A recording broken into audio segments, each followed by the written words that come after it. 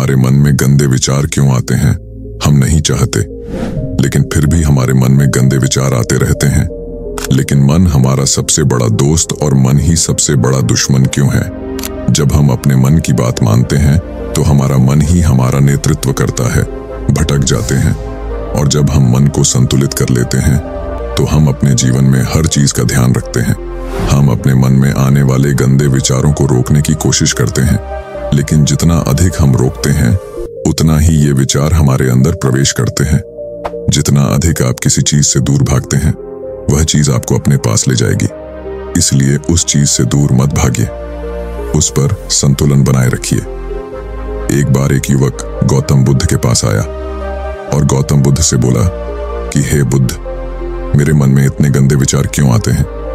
मैं नहीं चाहता कि मेरे मन में गंदे विचार आए, पर मेरे मन में हमेशा काम वासना के विचार चलते रहते हैं और मैं इनके बारे में सोच सोच कर बहुत परेशान हूं। मेरी ऊर्जा और समय यह सब सोचने में ही नष्ट हो जाता है और इन सब के विचारों की वजह से मैं कभी भी शांत नहीं रह पाता और मैं हमेशा ही स्त्रियों को देखकर मोहित हो जाता हूं, अपने आप को रोक ही नहीं पाता। बुद्ध मुस्कुराए और उन्होंने उस युवक से पूछा, क्या तुम्हें पता है यह काम वासना होती क्या है? फिर लड़के ने उत्तर दिया और कहा, बुद्ध, मैं यह तो नहीं जानता कि काम वासना होती क्या है, पर हाँ, ये जो भी है बहुत बुरी चीज है। फिर बुद्ध ने उस युवक से कहा कि सबसे पहले तो तुम्हें यह समझाना है कि प्राकृतिक रूप से जो भी चीज हमारे अंदर है वह बुरी नहीं है। हमारे जीवन में उसकी कुछ ना कुछ जरूरत है। वासना कोई बुरी बात नहीं है, यह तो हमारे मन की एक भावना है जो हमें किसी ना किसी चीज की कमी का एहसास करवाती है और फिर हम उस चीज को पाने के लिए उस चीज की तरफ आकर्षित हो जाते हैं। जैसे अगर तुम्हारे पास धन की कमी है तो तुम में धन पाने की वासना उत्पन्न हो जाएगी। तो वासना कुछ और नहीं, बस एक प्रकार की कमी है जो कि एक प्रकार की जरूरत का एहसास है, और जब ये जरूरत शारीरिक हो तो हम इसे काम वासना कह देते हैं। युवक ने गौतम बुद्ध को कहा कि बुद्ध, मुझे काम वासना का मतलब तो समझ में आ गया, पर आप मुझे यह बताइए कि यह आती कहां से है और कैसे आती है? गौतम बुद्ध ने कहा कि काम वासना कहीं से आती नहीं है, यह तो हमारे अंदर ही होती है और इसका होना तो जरूरी भी है, तभी तो मानव जाति का विस्तार होगा। युवक ने कहा, जब यह हमारे अंदर ही है और जरूरी भी है तो फिर लोग इसे गलत क्यों बोलते हैं? बुद्ध ने कहा कि यही तो समस्या है, लोगों ने काम वासना को गलत तरीके से सोच लिया है, इसे छिपाने की दबाने की कोशिश करते हैं। काम वासना गलत नहीं है, बल्कि काम वासना का गलत तरीके से प्रयोग करना गलत बात है। लोग जिससे प्रेम करते हैं बस उसी के लिए जीने लग जाते हैं, उसे पाना ही अपना लक्ष्य बना लेते हैं और उसी के बारे में हमेशा सोचते रहते हैं, पर यह सब गलत है। बुद्ध ने युवक से कहा, क्या तुम्हें पता है जानवरों में भी कम वासना होती है? युवक ने उत्तर दिया, हाँ बुद्ध, जानवरों में भी काम वासना होती है, क्योंकि जानवर भी तो आखिर अपनी पीढ़ी को आगे बढ़ाएंगे। बुद्ध ने कहा, तो फिर हम जानवरों की काम वासना को गलत क्यों नहीं कहते? युवक ने कहा, मुझे नहीं पता महात्मा, आप ही मुझे बताइए। गौतम बुद्ध ने कहा कि जानवर अपनी काम वासना का प्रयोग आनंद प्राप्ति के लिए नहीं करते, वह तो सिर्फ संतान उत्पन्न करने के लिए काम वासना का उपयोग करते हैं। जानवरों को प्रकृति ने इतनी समझ नहीं दी कि वह काम वासना को अपने सुख का आधार बना सके, जबकि मनुष्य अपनी समझ के बलबूते पर प्रकृति में पाई जाने वाली प्रत्येक वस्तु को अपने सुख के लिए अपने प्रयोग करता है। हम इंसानों ने ही काम वासना को अपने सुख का साधन बना लिया है, जबकि प्रकृति ने तो हमें अपने वंश को आगे बढ़ाने के लिए दिया था। लेकिन इंसानों ने इसे अपने जीवन का परम लक्ष्य बना रखा है और इस तरह से काम वासना का बेलगाम हो जाना गलत है। युवक ने पूछा, महात्मा जी, ये काम वासना हम पर हावी क्यों होती है? क्यों यह बेलगाम हो जाती है? तब गौतम बुद्ध ने कहा कि सुनो, अब जो मैं तुम्हें बताऊंगा उसे तुम ध्यानपूर्वक सुनना। काम वासना का सारा खेल तुम्हें समझ आ जाएगा, तुम्हें तुम्हारे सारे सवालों का जवाब मिल जाएगा, बस तुम्हें ध्यान से सुनकर समझना है। फिर गौतम बुद्ध युवक को बताना शुरू करते हैं। एक बार की बात है, एक आश्रम में गुरु और उनके शिष्य रहा करते थे, जिससे रोजाना आश्रम के बाहर स्थित गांव में भिक्षा लेने के लिए जाते थे। उसे आश्रम का एक शिष्य जिस गांव में भिक्षा लेने जाता था उस रास्ते में एक नदी पड़ती थी। वो शिष्य रोज उसी रास्ते से भिक्षा लेने जाता था। एक दिन उसने देखा कि एक लड़का पेड़ के पीछे छिपा है। वह उस लड़के के पास गया और उससे जाकर बोला, भाई, तुम इस पेड़ के पीछे छिपकर क्या देख रहे हो? लड़के ने कहा, अरे तुझे नहीं दिख रहा क्या कि मैं क्या देख रहा हूं? तब शिष्य ने नदी की तरफ देखा तो वहां पर कुछ लड़कियां पानी भर रही थीं। वो लड़कियां 14-15 साल की होगी। तब शिष्य ने उसे लड़के से कहा, अरे भाई, वहां पर तो लड़कियां पानी भर रही हैं, इसमें छिपकर देखने वाली क्या बात है? तब वो लड़का शिष्य की तरफ देखकर उससे कहता है, अरे पागल, तुम्हें दिखाई नहीं दे रहा? ये परी कैसे नदी से पानी ला रही है? जरा उनकी अदाओं को तो देखो, उनके कोमल शरीर को देखो। उनकी पतली कमर मटके को उठाते समय बल खाती है और उनके बाल उनकी कमर पर कैसे लहरा रहे हैं, मानो सुंदरता बिखरी पड़ी हो। उसने फिर से नदी के किनारे देखा और इस बार वह नदी के किनारे देखता रहा। अब कुछ भी दिखाई नहीं दे रहा था और वह बिल्कुल निडर था। उसे किसी भी चीज का कोई डर नहीं था। लेकिन अब वो छिपने लगा और उन लड़कियों को देखने लगा जैसे उसने कोई अपराध कर दिया हो। और जब वो छिपकर उन लड़कियों को देख रहा था तभी वो अचानक अंदर से कौंप गया और उसने कहा कि ये मैं क्या कर रहा हूँ? मैं जो कर रहा हूँ वो सही नहीं है, मुझे यहाँ से चले जाना चाहिए। और फिर वह जल्दी से वहां से चला गया। वो आश्रम पहुंच जाता है। आश्रम जाकर वो अपने कार्यों में लग गया। लेकिन जो अभी वह देख कर आया था वहीं उसकी आंखों के सामने बार बार आ रहा था। उसके मन में वही दृश्य चल रहा था। उसका दिमाग सब कुछ देखने के लिए संघर्ष कर रहा था। उसका किसी भी काम में मन नहीं लग रहा था। सुबह होते ही वह रोज जल्दी ही भिक्षा के लिए आश्रम से निकल जाता और उस नदी के पास वाले पेड़ के पास जाता जहां पर वह लड़का पहले से मौजूद रहता था। उसके साथ मिलकर लड़कियों को छुप छुप कर देखता था। अब वह ऐसा रोज करने लग गया। यह उसके रोज का काम हो गया। अब उस शिष्य का मन किसी भी काम में नहीं लगता था। वो हमेशा ही किसी न किसी प्रकार के विचार में उलझा रहता।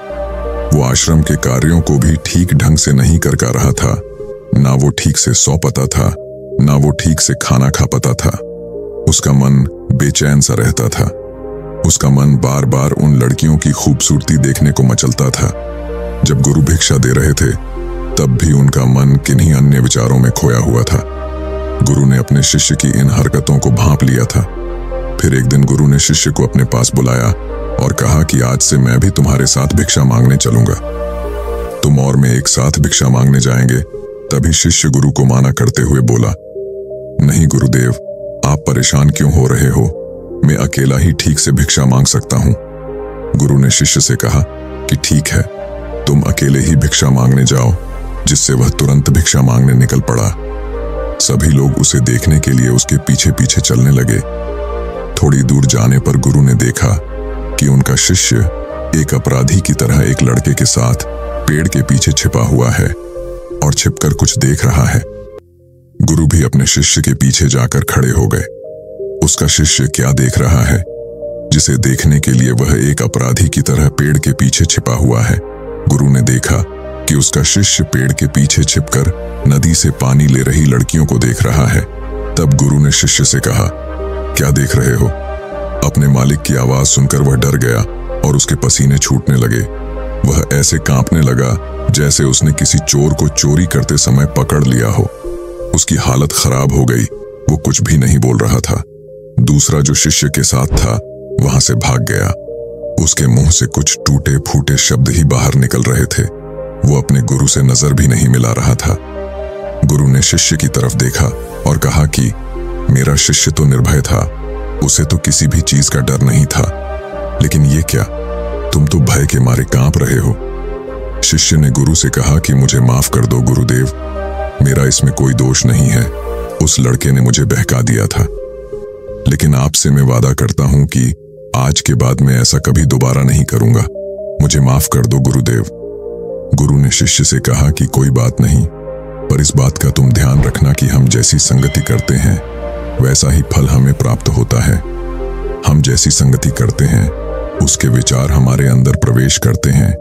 इसीलिए अच्छी संगति करो जिससे तुम्हारे अंदर अच्छे विचारों का प्रवेश हो। फिर गुरु और शिष्य आश्रम लौट आए और फिर से शिष्य आश्रम के कार्यों पर ध्यान देने लगा।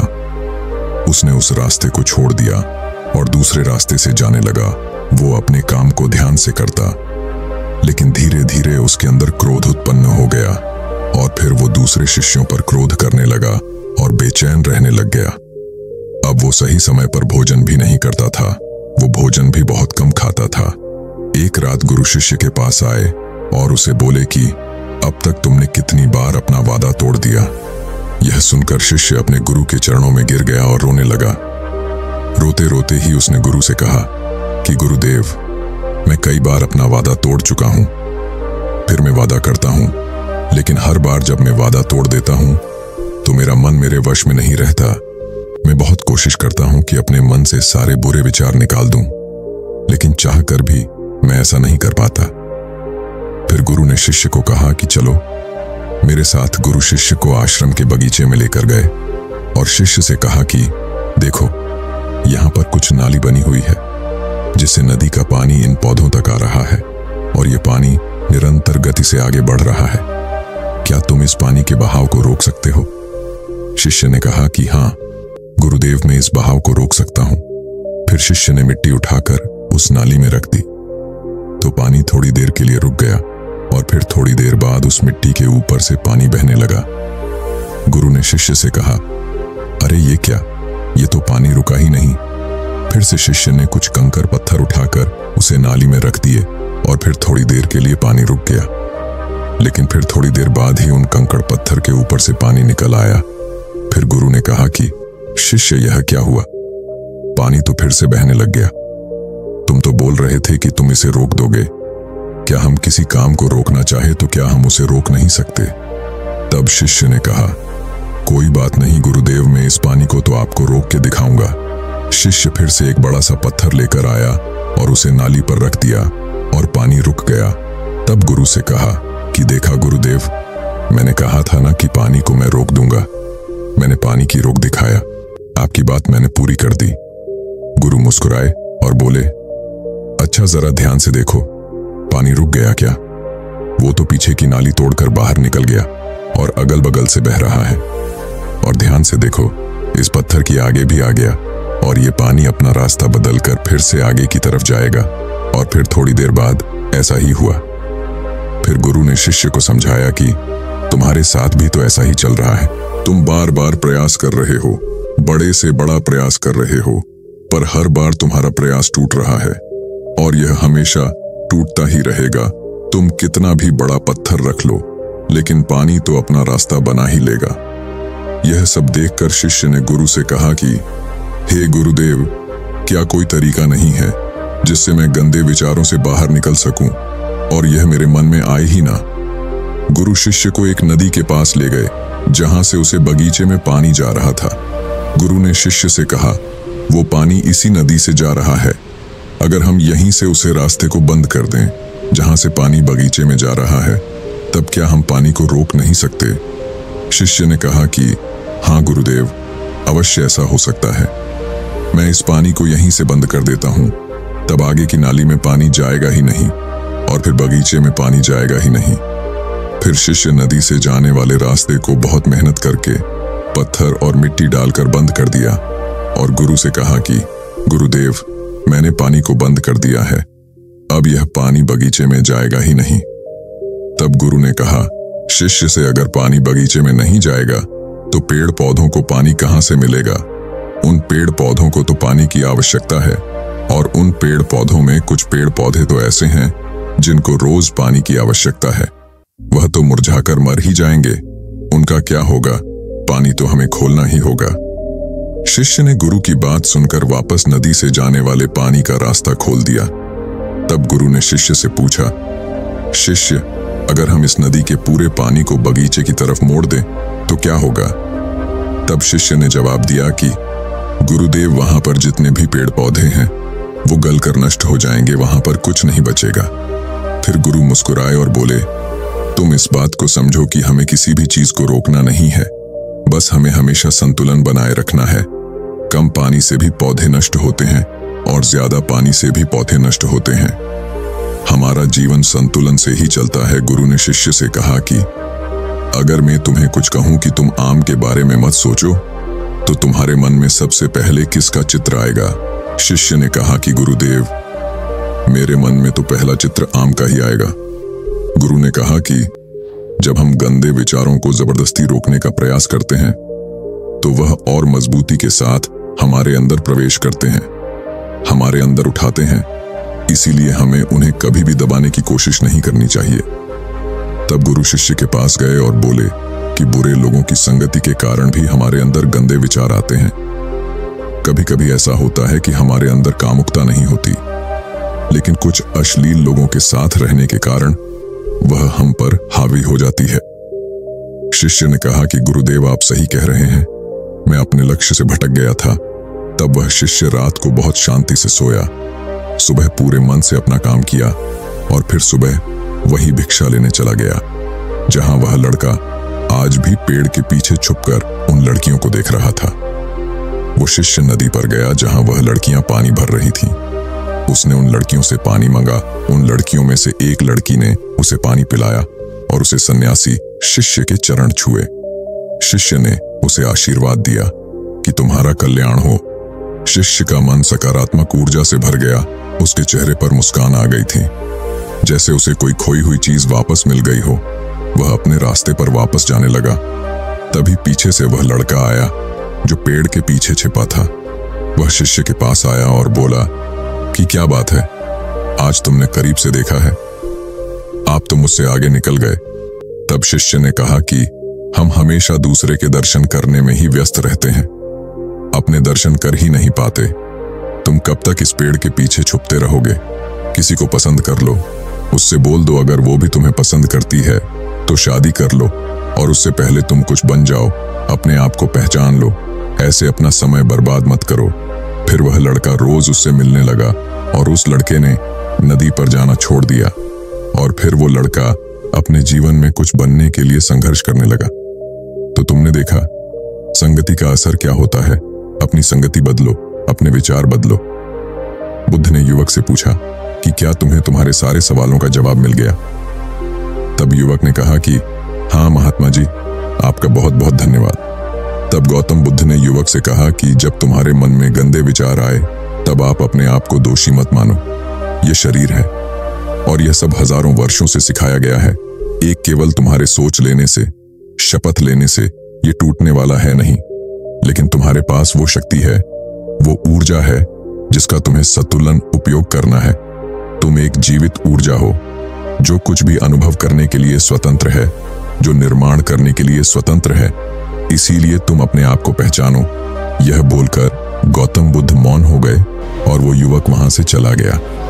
तो दोस्तों, आपको ये वीडियो से कुछ भी सीखने को मिली हो तो इस वीडियो को एक लाइक करके कमेंट में नमो बुद्धाय लिखना ना भूले। ऐसे ही ज्ञानवर्धक वीडियो देखने के लिए इस धर्मा इंस्पायर चैनल को अभी सब्सक्राइब करके बेल नोटिफिकेशन ऑन कर दे, ताकि आप गलती से भी ज्ञान से भरा वीडियो मिस ना कर दें। नमो बुद्धाय।